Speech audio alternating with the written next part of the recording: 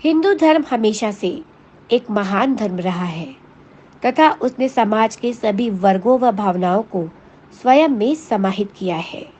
तभी उसे सनातन धर्म कहा जाता है।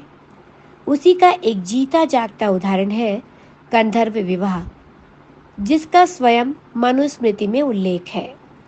गंधर्व विवाह के अनुसार यदि एक पुरुष व कन्या एक दूसरे से प्रेम करते हैं, फिर चाहे वे ब्रह्म विवाह के नियमों के विरुद्ध हो, तब भी उनका विवाह मान्य होगा।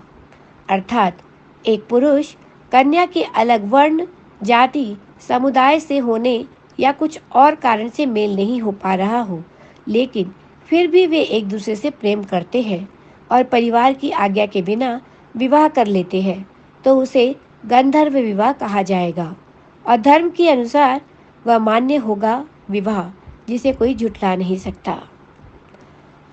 आखिर ये गंधर्व विवाह कैसे होता है, चलिए हम आपको ये बताते हैं। विवाह के कुल 8 प्रकार में गंधर्व विवाह 5वें नंबर पर आता है।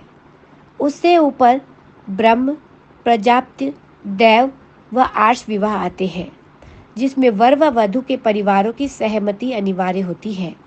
किंतु गंधर्व विवाह में ऐसा कुछ भी अनिवार्य नहीं तथा ना ही कोई धार्मिक अनुष्ठान किया जाता है। गंधर्व विवाह से पहले जिन विवाह का हमने जिक्र किया है, वे विवाह या तो समान वर्ण में होते हैं या किसी सिद्ध पुरुष या ज्ञानी व्यक्ति के साथ, किंतु गंधर्व विवाह इन सभी बंधनों को तोड़ता है। गंधर्व विवाह में वर व वधू की जाति, वर्ण, कुल, रंग, रूप, पद, प्रतिष्ठा, धन, परिवार, कुंडली, राशि इत्यादि कुछ भी नहीं देखा जाता। इसमें केवल कन्या व पुरुष का आपसी प्रेम व भावनाओं का मिलन देखा जाता है, जो कि आवश्यक है। हालांकि गंधर्व विवाह के भी कुछ नियम हैं, जैसे कन्या व पुरुष दोनों अपने ब्रह्मचर्य आश्रम की आयु से निकलकर गृहस्थ आश्रम की आयु में प्रवेश कर चुके हों, अर्थात दोनों बालिग हो चुके हों। इसमें दोनों की पूर्ण रूप से सहमति होती है तथा किसी प्रकार का सौदा, पैसों का लेन देन जोर जबरदस्ती ना की गई हो। अग्नि को साक्षी मानकर ही विवाह गया हो, वह किसी प्रकार का धोखा ना किया हो। दोनों ने एक दूसरे को अपनी असली परिचय दिया हो, वह ऐसी कोई बात ना छुपाई हो जो विवाह के बाद जीवन पर प्रभाव डाले। यदि इन सभी नियमों का पालन करते हुए कन्या व पुरुष चाहते हैं कि वे आपस में विवाह कर ले, लेकिन उनके घर वाले इसके लिए तैयार ना हो, तो वे गंधर्व विवाह कर सकते हैं। इसके लिए उन्हें किसी मंदिर या धार्मिक स्थल पर जाकर अग्नि को साक्षी मानकर विवाह करना होता है। इसमें वे अग्नि के फेरे लेते हैं व विवाह को संपन्न करवा लेते हैं। उसके बाद वे धर्म के अनुसार पति पत्नी बन जाते हैं, क्योंकि हिंदू धर्म में अग्नि को साक्षी मानकर ही विवाह किया जाता है।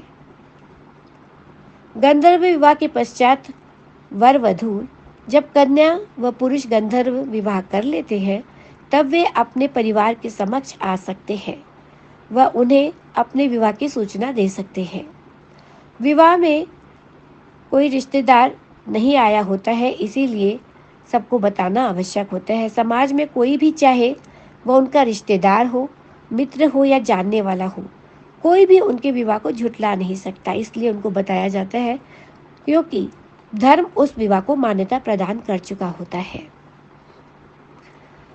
गंधर्व विवाह का हम आपको उदाहरण देते हैं। इतिहास में कई गंधर्व विवाह हुए, जिसमें सबसे सर्वश्रेष्ठ उदाहरण महाराज दुष्यंत का शकुंतला से हुआ विवाह। दोनों का विवाह गंधर्व विवाह की श्रेणी में ही आता है, जिसमें दोनों के परिवारों की इसमें सहमति नहीं थी, फिर भी दोनों ने प्रेम स्वरूप एक दूसरे से प्रेम विवाह किया व उनसे भरत नामक शक्तिशाली सम्राट का जन्म हुआ था। तो आज के लिए इतना ही। हम फिर मिलेंगे किसी अन्य दिलचस्प विषय को लेकर चर्चा करने के लिए। तब तक के लिए नमस्कार।